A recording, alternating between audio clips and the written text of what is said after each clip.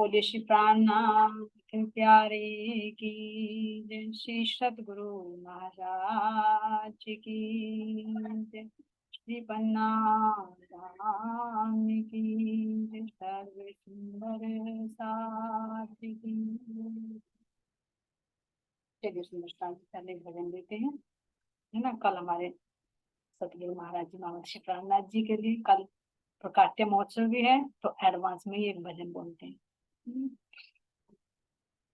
अंगनाओ फूल बरसाओ, मेरे श्री राज आए हैं, मेरे महाराज आए हैं।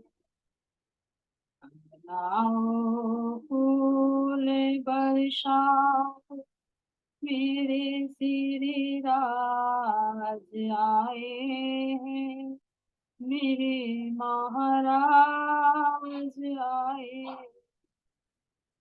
पिया है प्यारे के भूखे, उन्हें अब प्यार देना है, उन्हें अब प्यार देना है। जो खोया भूल से दिल भर, उसे अब साथ लेना है, उसे अब साथ लेना है। फिर जाओ दूर हो जाओ, मेरे सिर ताज आए हैं, मेरे महाराज आए। अंगनाओ फूल बरसाओ, मेरे श्री राज आए हैं, मेरे महाराज आए। छुड़ा लो पाप का बंधन, पिया को दूर कर देगा, पिया को दूर कर देगा।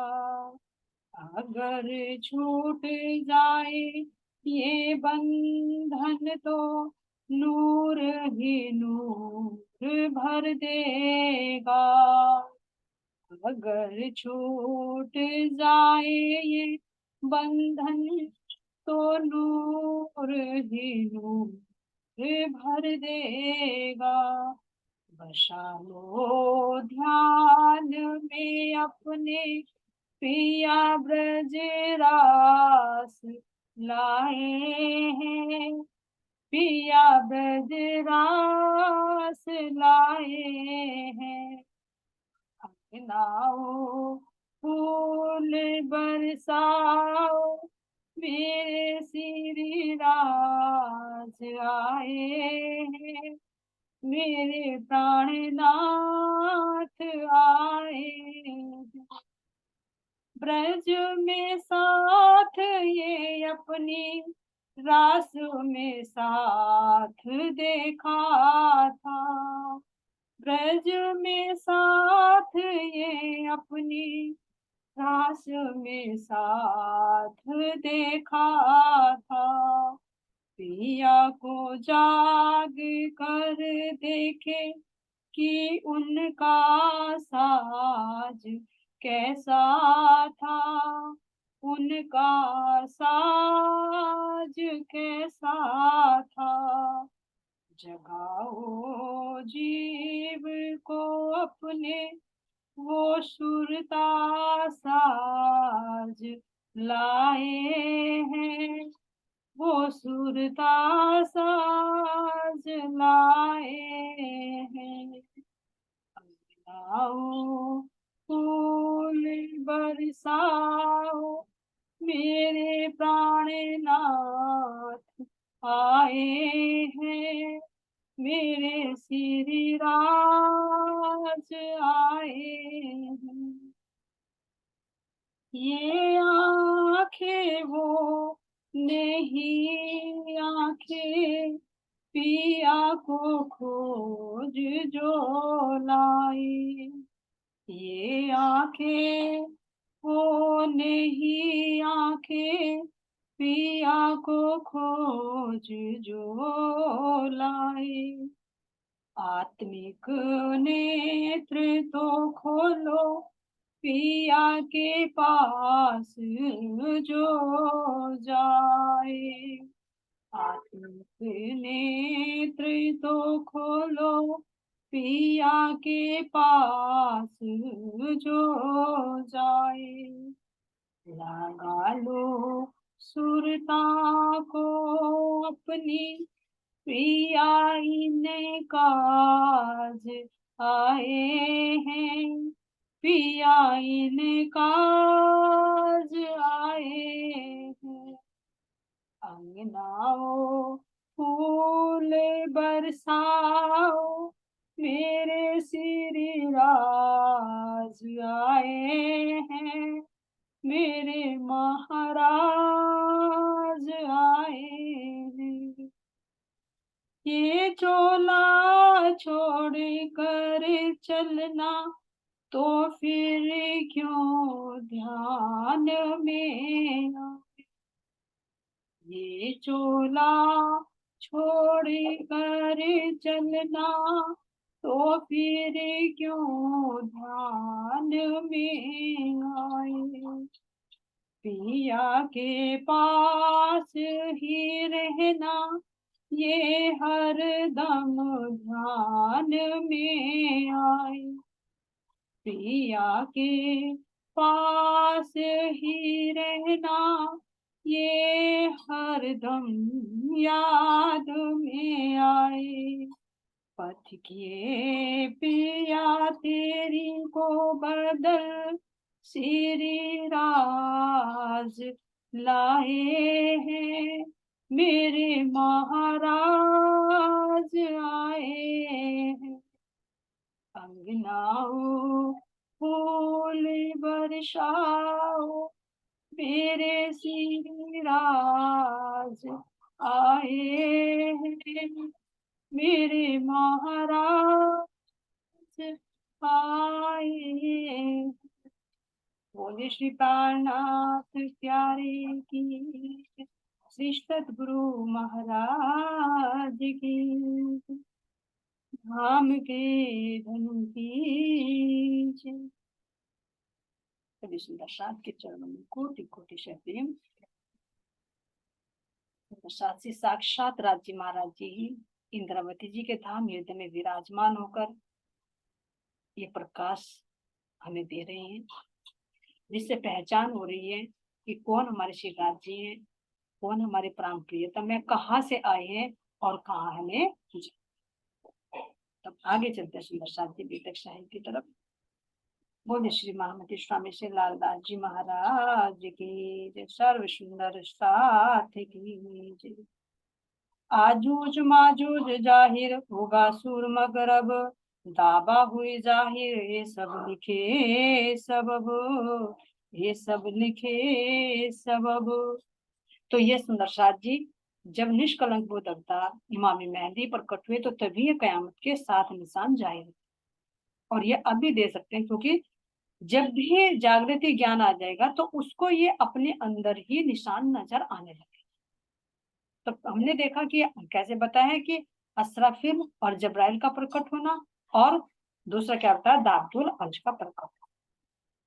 अब तीसरा देखते सुंदर सा जो महाराज जी वर्णन कर रहे हैं कि आजूज माजूज का।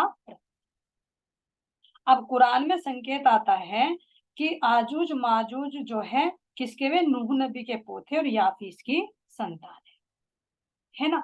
और वो क्या करते हैं कि अष्ट धातु की दीवार को वे चाटते रहते हैं, और वो धातु रात को पतली हो जाती है दीवार, और दिन में फिर ऐसी खड़ी रहती है। लेकिन जब कयामत आएगी तो वो रात्रि वो सॉरी जब कयामत आएगी तो ये जो है दीवार गिर जाएगी। तो ये तो है जाहिर, लेकिन महाराज जी कह रहे कि कहाँ है वो नूह नबी के बेटे, अभी कहाँ है आजूज माजूज। तो इनका बात नहीं क्या है, आजूज और माजूज का है दिन और रात, है ना, कि आजूज और माजूज। जो आजूज किसका है बताया कि आजूज होता है दिन, यानी वो तो 100 गज का है, और माजूज क्या है वो 1 गज का है। तो दिन तो 100 गज का बताया और रात्रि 1 गज की। अब 1 गज की भी कैसे, इसको भी कैसे नापेंगे, इसका भी बात होगी कि 100 गज का इसलिए बताया क्योंकि हमारी 10 की 10 इंद्रियां दिन में 10 दिशाओं में घूमती रहती है। तो 10 की 10 से मल्टीप्लाई करें तो 100 हो जाती है, यानी 10 इंद्रियां 10 दिशाओं में अनेक वृत्तियों में बढ़ती रहती है। तो इसलिए कहते हैं कि वो 100 गज का 10 दिशाओं में भ्रमित होती है, वृत्ति घूमती रहती है, तो वो 100 गज का बता दिया। अब कह रहे हैं कि माजूज जो है वो 1 गज का है, यानी रात को जब सोते हैं तो सोते हुए वृत्ति एक ही जगह रहती है, भले सौपन तो बनता रहता है लेकिन फिर भी वो बाह्य ना होकर अंदर में रमण करती रहती है, तो बता दिया 1 गज का। लेकिन अब इसके भी और अंदर उतरे महाराज जी कहते कि ये आजूज जो 100 गज का है, ये 100 गज का है, लेकिन माजूज जो है वो 1 गज का है, फिर भी वो 100 गज वाले से 1 गज वाला बड़ा है। अब ये क्यों बड़ा है, इसको भी बता रहे हैं। इसलिए बता रहे हैं कि अगर हम दिन में है तो हमारी वृत्ति 10 दिशाओं में जा रही है, तो हो सकता है कि हम परमात्मा के लिए भी भजन भक्ति कर लें, भजन सत्संग सुन लें, है ना। लेकिन रात्रि में भले ही 1 गज का हो जाता है, तो रात को तो तमोगुण में आकर ज्ञानता की रात में ही सो जाते हैं, कुछ पता ही नहीं लगता, कुछ कर ही नहीं पाते, ना आध्यात्मिक का कर पाते ना लोक का कर पाते। तो इसलिए कह रहे हैं कि वो 100 गज से भी बड़ा है 1 गज, क्योंकि वो तो वृत्तियों को बिल्कुल अज्ञान अवस्था में पहुंचा देता है, जो होता है असल का उसको भी भूल जाता है। तो इसलिए कह रहे हैं, अब ये कह रही है कि ये आजूज माजूज कैसे प्रकट हो रही है, कौन सी अष्ट धातु की दीवार, अष्ट धातु की दीवार जो हमारा शरीर है, जो पहले भी बताया कि कैसे त्वचा से, रग से, हड्डियों से, मेद मज्जा शुक्र, ये अष्ट धातु से बनी हुई हमारी दीवार, शरीर रूपी दीवार।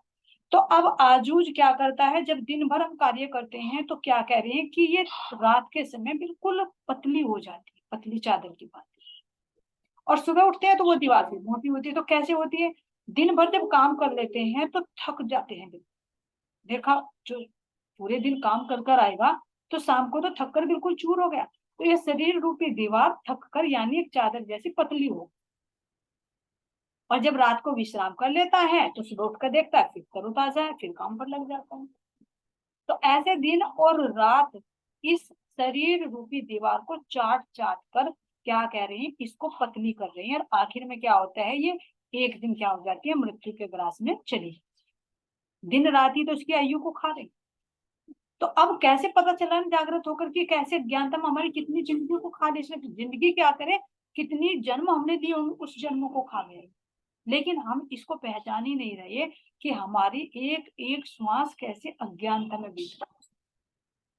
तो जब जागृत हो जाते हैं तो तब पता चलता है कि आजूज माजूज कैसे हमारी इष्ट अष्ट धातु की दीवार को चाट रही है। लेकिन कह रहे हैं कि ये दीवार जब तक नहीं गिरेगी, कितने ही चाट लो आजूज माजूज, लेकिन जब तक नहीं गिरेगी, जब तक परमात्मा का हुक्म नहीं होगा, यानी जब तक उसकी आयु पूरी नहीं होगी तब तक ये दिन रात उसका ग्रास नहीं कर। अगर बाहर में देखे तो कहाँ है नूह नबी के बेटे, कौन सी है वो अष्ट धातु की दीवार, कहाँ बनी हुई है पृथ्वी पर, जो उसको चाट रही है। तो कह रहे महाराज जी कि कुरान में सब ये सांकेतिक हैं जो ये प्रकट होने हैं कयामत के समय। अब कहते हैं कि उगा सूर्यमग्र, कि पश्चिम से जो सूर्य उगेगा, तो वो क्या कह रहे हैं कि जो सूर्य उगेगा पश्चिम से तो वो बिना प्रकाश का होगा।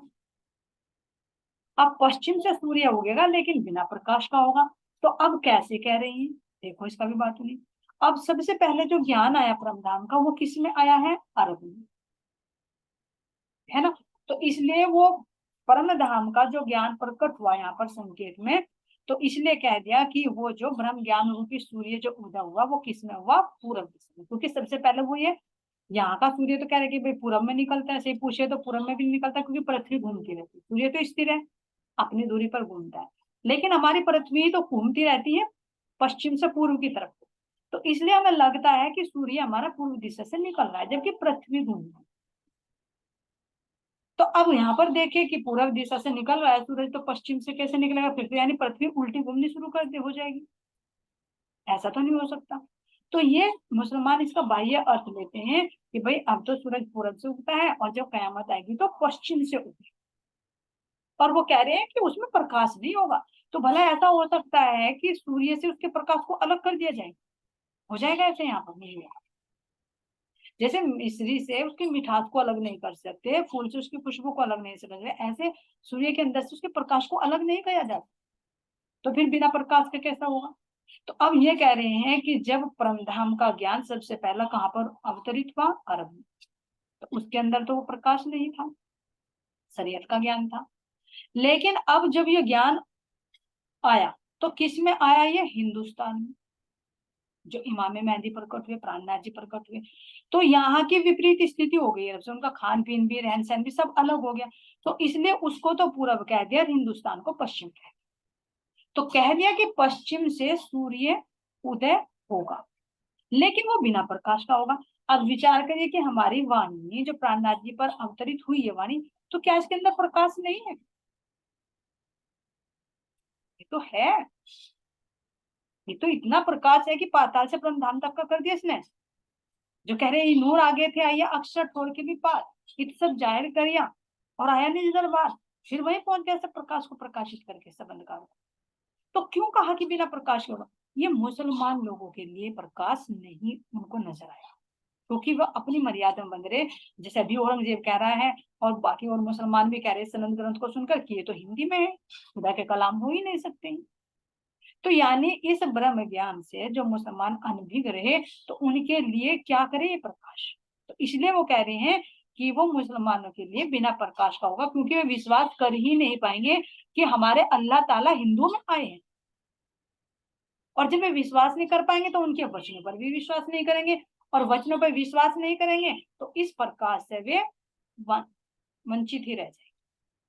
इसलिए कह दिया कि कर्मकांड वालों के लिए, शरीयत को मानने वालों के लिए ये ज्ञान उनको नहीं मिलेगा, ये प्रकाश उनको नहीं मिलेगा। इसलिए कह दिया कि ये क्या है? बिना प्रकाश। और हमारे लिए तो प्रकाश है। अब कह रहे हैं सुंदर साथ जी आगे कि एक ऐसा दज्जाल प्रकट होगा, ऐसा काना दज्जाल, कह रहे कि गधे पर। अब वो गधा भी कितना इतना ऊंचा गधा बता कि वो ऐसा गधा है कि काल निरंजन तक उसकी वो लगी रहेगी, आसमान तक, 7 आसमान से भी ऊंचा होगा। और ये जो 7 आसमानों का जो जल है उसके घुटनों तक आएगा, इतना ऊंचा वो, और उसके ऊपर वो बैठा होगा काना दज्जाल। अब महाराज जी कह रहे हैं कि अगर इतना बड़ा गधा हो गया और वो गिरेगा पृथ्वी पर, तो फिर पृथ्वी का क्या होगा? लेकिन इसका बात नहीं करेंगे कि अब देखे कि जो कह रहे कि वो बहुत ऊंचा है, और क्या है? काना है और गधा है। तो गधा ऊंचा क्यों बताया? गधा प्रतीक होता है अज्ञानता, है ना। अब हमारे अंदर अगर अज्ञानता है तो अज्ञानता रूपी तो गधा हुआ, और उसके ऊपर क्या बैठा रहता है? हमारा अहंकार। अहंकार, तो वो अहंकार के कह रहे कि एक ही आंख होती है, 2 आंख तो हमारी ही होगी, लेकिन ये तो जाहिरा हो गई।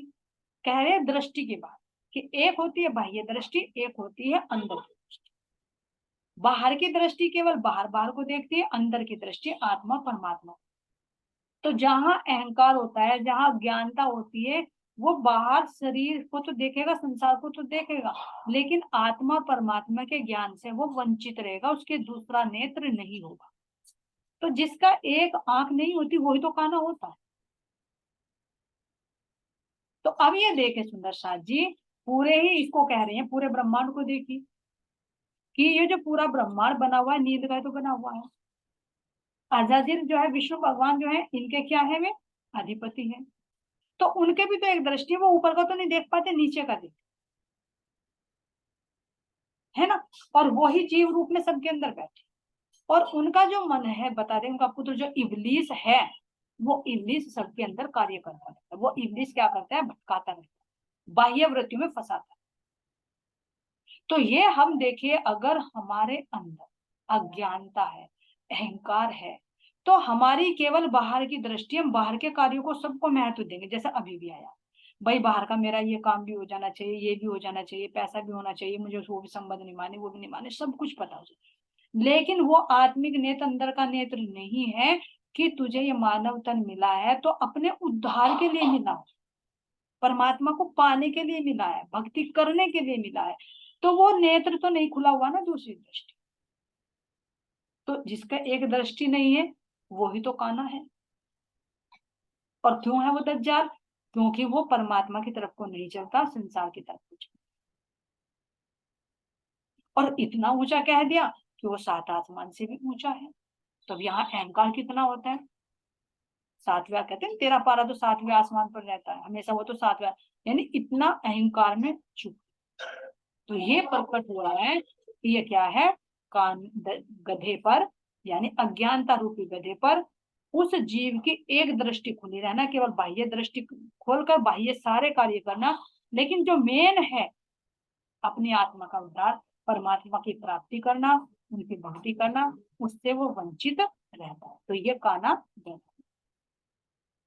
अब कह रहे हैं आगे कि असराफिल फरिश्ते का प्रकट। अब असराफिल फरिश्ता तो अभी देखा हमने कि जागृत बुद्धि है, ठीक है। ईसा रूह अल्लाह का प्रकट। अब ईसा रूह अल्लाह कौन है? श्यामा जी। तो अब श्यामा जी ही तो राज्य के अंदर, प्राणनाथ जी के अंदर बैठकर वो काम कर रही है सारे। जितने भी शास्त्रों में, ग्रंथों में छिपे हुए रहस्य थे, वो ही तो चाबी लेकर आए।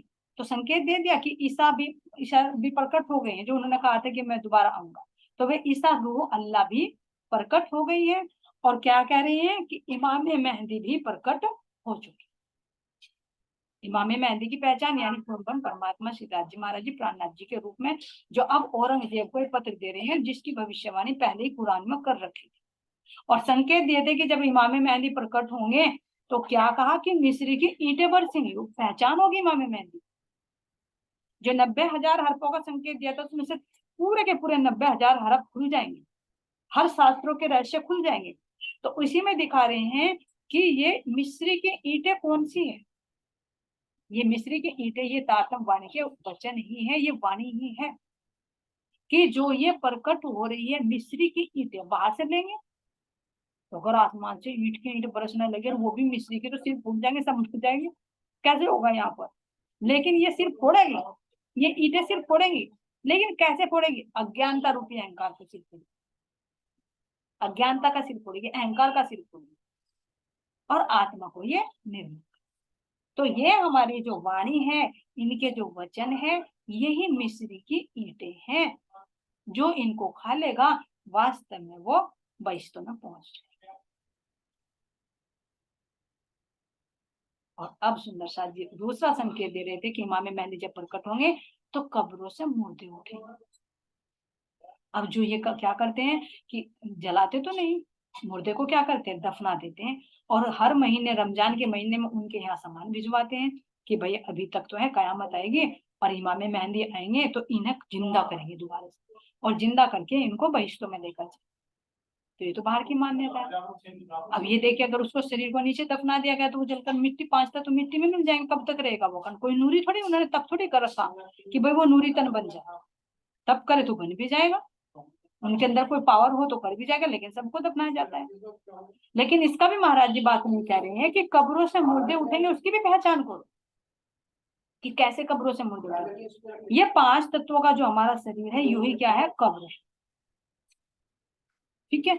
इसके अंदर जो हमारी आत्मा, और ये इस अगर जीव को भी ले तो ये भी कैसा है, एक मुर्दे की भांति तो है, मुर्दे की भांति है। इसके अंदर कोई ज्ञान नहीं है, कोई अपनी पहचान नहीं है, कोई दया धर्म कुछ भी नहीं है इसके अंदर। तो ये मुर्दे की भांति ही तो पड़ा है, एक हिंसक जानवर की तरह व्यवहार करता है ना। तो अब जब कह रहे हैं कि जब इमाम मेहंदी प्रकट होंगे, ये मिस्री की ईंटें बने बरसेंगी, तो ये जो अंदर इस शरीर रूपी कब्र में जो ये आत्मा, जो ये जीव अज्ञानता की निंद्रा में सोया हुआ है, तो ये उठ खड़ा हो जाएगा। और उठकर क्या करेगा, ये ज्ञान की बातें करेगा। तो जो जिंदा होगा तो वो ही तो ज्ञान की बातें करेगा। मुर्दा कैसे बात कर लेगा? मुर्दा तो क्या बन जाता है, कहते हैं उसके अंदर तो भूत है। तो अब ये देखिए, जो अज्ञानता में डूबा हुआ भूत ही तो है, वो भूत ही है। लेकिन जो जागृत हो जाता है वो फरिश्ता बन। तो ये कयामत के 7 निशान जो कुरान के अंदर थे, ये श्री जी ने पत्रों में लिखवाए, और पत्रों में लिखवा के कहा कि भाई कैसे भी हो, इन्हें कहाँ तक पहुंचाना है, औरंगजेब तक पहुंचाना ही पहुंचाना। अब ये इन नलवों के अंदर लिखा हुआ है सुंदर सा। अब आगे क्या कह रहे हैं महाराज जी यहाँ पर,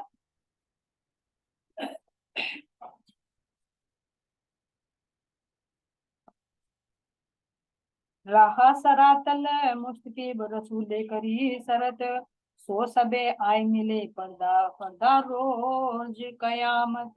तो मोहम्मद साहब ने जो 11वीं सदी में पर्दा रोज में कयामत और इमाम मेहदी के प्रकट होने की जो भविष्यवाणी की थी ना, तो वो अब क्या कह रहे हैं कि वो समय अब आ पहुंचा है। अब जब समय आ गया तो हम क्यों ना ये औरंगजेब तक ये संदेश भिजवाए। तो अब सुंदर शाह जी यहाँ पर जब सारी बातें हो जाती हैं, ये नलवे लिखवा दिए जाते हैं, तो अब यहाँ पर सोचा जाता है कि भाई अब इन नलवों को पहुंचाया कैसे, औरंगजेब कोई सुनने वाला तो नहीं है, क्योंकि अभी सुंदर साथ ने बताया है कि कैसे कैसे तुम्हें ये करना है, लेकिन कोई भी इस बात को सुनने के लिए तैयार नहीं। तो अब किसको दिया जाता है, सलाह की जाती है सबसे, और कहा जाता है कि ऐसा करो, ये जो हमने पत्र तैयार किए हैं, तो कोई 5 जो विशेष अधिकारी उनकी जानकारी निकालो जो औरंगजेब के मतलब कॉन्टेक्ट, तो उन तक ये पत्र पहुंचो। तो ये सारी बातें लिखकर 5 पत्र तैयार किए जाते हैं। 5 पत्रों में बात एक ही होती, लेकिन 5 अलग अलग पत्र बनाए और कहा कि ये 5 किसको भेज दो भाई, 5 जो विशेष अधिकारी हैं औरंगजेब के उनके पास। अब पत्र ले जाने का काम करते कौन है, कांजी भाई। तो श्री जी कांजी भाई को ये पत्र देते हैं। देखो कितनी बड़ी सेवा है, कांजी भाई यही है, पहले से कितनी सेवा करते हैं। याद है कुछ बात और कहाँ पर इनका प्रश्न है, ये वही कांजी भाई हैं जिन पर जब श्री जी ने कहा था कि मैं देवचंद जी के धाम गमन पर मेला करना चाहता हूँ, पूरा पैसा जो कमाते थे सारी जिम्मेदारी इनको दे दी थी कि कपड़े मंगा लो, है दाल चावल पूरा खांड कितने तेल के टीन सब मंगा लो, सारी जिम्मेदारी किसकी है, तुम्हारी, और बिहारी जी के लिए अच्छे राज्य बस। तो वो सारी जिम्मेदारी कांजी भाई को सौंपी थी श्री जी। ये वही कांजी भाई, ये वही कांजी बाई हैं जिन्होंने वहां पर जाकर जब श्री जी को फांसी लगनी थी तो वेश बदलकर बाईजू महारानी के वस्त्र पहन कर, ये वही कांजी बाई है। देखो कितना बड़ा समर्पण है कि श्री जी के लिए अपनी जान देने के लिए तैयार है। कुछ छोटा मोटा समर्पण नहीं सुंदर सा, और पता था कि फांसी होनी है, फिर भी कह दिया कि आप जाओ और मैं तुम्हारी जगह फांसी पर जाऊँ। तो पूर्ण समर्पण तो जब भी कर दिया था। ये वही कांजी बाई हैं जो जूनागढ़ में हरजी व्यास की सेवा करते थे, है ना। तो अब इनको यहाँ पर सेवा दी गई है कि तुम्हें पत्र पहुंचा। तो कांजी भाई इन पत्रों को लेकर चलते हैं और 5 के पास ये पत्र लेकर जाते हैं। पहला शेख इस्लाम, दूसरा रिजवी खान, तो जो शेख इस्लाम था वो काजी था, और जो रिजवी खान था वो औरंगजेब का मुख्य दरबारी यानी दीवान था, और शेख निजाम क्या था, औरंगजेब का धर्मगुरु, जो भी बताया कि वो तो नालायक था, सुनता ही नहीं था कुछ भी बात, उसके पास पत्र भेजा। चौथा आकिल खान के पास भेजा जो कुरान की तालीम देता था, उनका गुरु बना बैठा था कि भाई उसके पास भेजा जाए तो पता करेगा कुछ। और पांचवा सिद्दी फौलाद जो कोतवाल, दिल्ली का कोतवाल था, उसके पास कांजी भाई को भेजा जाता है कि ये नलवे तू इन 5 दरबारियों को देकर आ, और कोई ना कोई तो क्या करेगा, इसकी खबर औरंगजेब तक पहुंचाएगा। अब कांजी भाई इनके पास जाते हैं। देखो जब ऐसा तो नहीं था कि किसी वाहन से चलते थे, कांजी भाई तो पैदल चलते, है ना, पसंद, और लेकर जाते और उनसे बातें करते।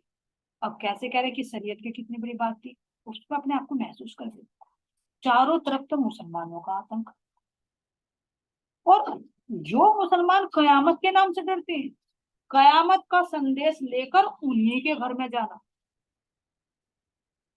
जो मतलब पूरा मुसलमान हिंदुओं का मुंह भी नहीं देखना चाहते थे, उनके पास ही हिंदू वेश में जाना, तो मौत को पैगाम देना था सुंदर सा।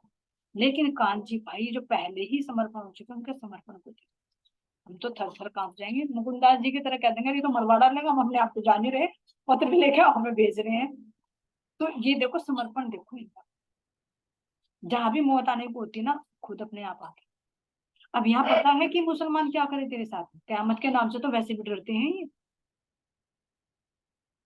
और कह रहे हैं कि औरंगजेब तक ये पत्र पहुंचा दो। तो अब कान जी भाई यहाँ चलते हैं, देखो पैरों में भी छाले पड़ते होंगे, पूरे दिन कैसे घूमते रहते, पैदल जाकर इनकी जानकारी भी निकाली होगी कि भाई मुख्य दरबारी 5 कौन कौन से, पहले तो उन्हें खोजो, है ना, फिर उन दरबारियों के घर जाओ। तो अब यहाँ पर कान जी भाई हर एक के पास जाते और पत्र देते हैं, और पत्र देकर कहते हैं भाई इसमें कयामत के संकेत लिखे हुए हैं, और क्या कह रहे हैं, इसका मुझे जवाब दे दो। अब वे पूछते हैं कि भाई ये किसने भेजा, कह देते हैं कि एक महात्मा जी ने भेजा, एक साधु ने भेजा है, और वो बाहर पहाड़ी पर रहते हैं, और भाई मैं तो मेहताना लेता हूँ उनसे, यानी वो मेरी तो मजदूरी है, मैं पैसे लेता हूँ और उनका काम करता हूँ। अब देखो यहाँ पर झूठ क्यों बोला, क्योंकि झूठ को झूठ से जीता जाता है, छल को छल से। क्योंकि कहां पर झूठ बोलना चाहिए, जहां पर सत्य की रक्षा हो रही है।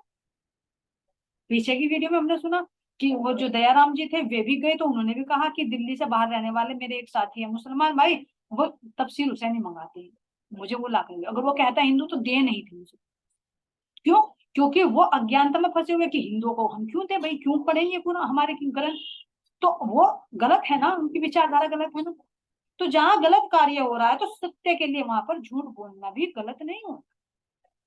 इसी तरह से यहाँ पर भी इनसे पूछते हैं ये कि भाई तुझे किसने भेजा है कयामत का संदेश लेकर हमारे पास, तो कह देते हैं कि भाई मुझे तो एक साधु ने भेजा है जो यहाँ से थोड़ा सा दूर रहता है, और क्या करता हूँ मैं तो अपने पेट भरने के लिए उनकी सेवा करता हूँ, मैं उनका काम कर देता हूँ, उन्होंने कहा था पत्र पहुंचा दो, मैंने पहुंचा दिया, और भाई जब तक तुम मुझे इसका उत्तर नहीं दोगे तो मुझे पैसे भी नहीं देगा, तो तुम मुझे उसका उत्तर दे दो।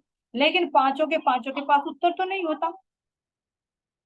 क्यों नहीं होता? क्योंकि कह देते हैं भाई ये तो कयामत की बात है, तू तो इतना बड़ा दावा लेकर आया है, इसका हमारे बस की तो नहीं, जवाब दे दो। तो वो कह भी देते हैं भाई तेरे बस की नहीं है तो तू औरंगजेब तक भिजवा दे, बादशाह देगा तो बात। अरे हाँ मैं कयामत की बात बादशाह तक भिजवा दूं, मरवाएगा मुझे, अगर इसमें कोई त्रुटि हुई तो मुझे ही सूली पर चढ़ाएगा सबसे पहले बादशाह।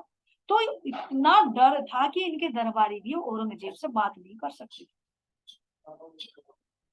और शेख निजाम तो यही कह देता है कि भाई मुझे नहीं पता इसके बारे में, हम सब मिलकर जवाब, कोई एक नहीं दे सकता। और ये जो कितना होशियार था आकिल खान, जो कुरान की तालीम देता था, ये अपने आप को बहुत अक्लमंद समझता था, जो आकिल खान था। उसने क्या युक्ति लगाई, उसने देख कर पत्र को ये कह दिया भाई ये पत्र किसने भेजा, कि एक उन्होंने भेजा है, नाम लिखते हैं इसमें, शायद कुछ नाम है इसमें चौपाई में देखेंगे, कि उन्होंने कहा कि उन्होंने देकर भेजा मुझे, तो और क्या करते हैं मुझे मेहताना देते हैं, तो तुरंत देखकर क्या कर देता आकिल खान कि इस पे तो मेरा नाम ही नहीं है, तो मैं क्यों लूं, वो लेने से मना कर देता। फिर कानजी भाई कहते हैं भाई कोई बात नहीं, लेता नहीं तो तू पढ़ के मुझे थोड़ा इसके बारे में तो बता दे।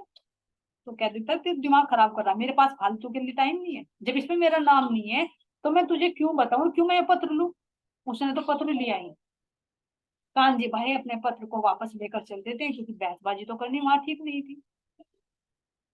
तो ऐसे सुंदर साथ जी कह रहे हैं कि ये 15 दिन तक रोज जाते हैं, एक से दूसरे, दूसरे के पास तीसरे, तीसरे से चौथे के पास, चौथे से पांचवे के पास, लेकिन कोई भी जवाब देने के लिए तैयार नहीं था। सबने एक दूसरे पर बात डाली कि तू उसके पास से पहले उससे लेके आ, वो क्या बतावे, फिर कह दिया भाई उससे लेके आ खबर, वो जो कहेगा वो बताएंगे।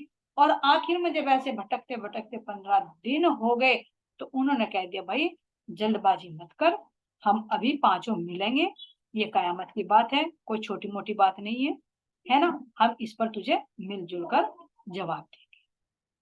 और एक तो जो सुंदर सा था भाई, जो था वो तो कहने लगा कि भाई ये तो तेरे लिए मैं खुशी की बात लेकर आया हूँ, कयामत की बात, कह देना कि मैं तो तेरे लिए बहुत खुशी की बात लेकर आया। तो वो क्या कह देता है कि तू खुशी की बात लेकर आया मेरे, अभी तो मुझे शादी करनी है, अभी तो मेरे बच्चे होंगे, अभी तो मुझे ये काम करना, तू दावत की बात लेकर आ रहा, कयामत की बात लेकर आ रहा।